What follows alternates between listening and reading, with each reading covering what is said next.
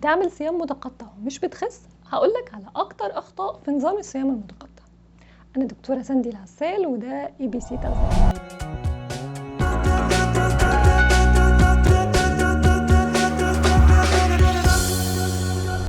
هذا الفيديو برعاية إليت للترجمة، وكالة ترجمة معتمدة بالمملكة.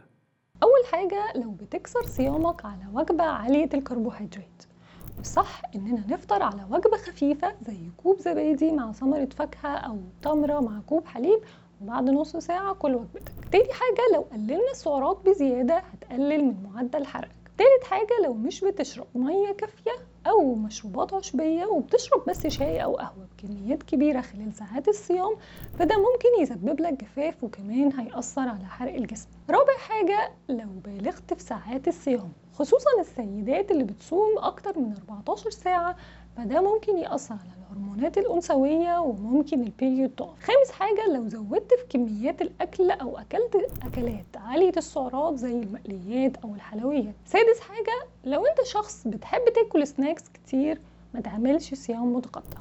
ما تختارش نظام إلا لما يكون لايق على أسلوب حياتك وسهل عليك، لأن الضغط النفسي اللي هيعمله إحساسك إنك بتضغط على نفسك وإنك عامل دايت صعب، ده لوحده كفيل إنه يرفع الكورتيزول ويخليك ما تخسش. لو استفدت من الفيديو بليز لايك وشير، ولو عندكم أي أسئلة اكتبوا لي في التعليقات.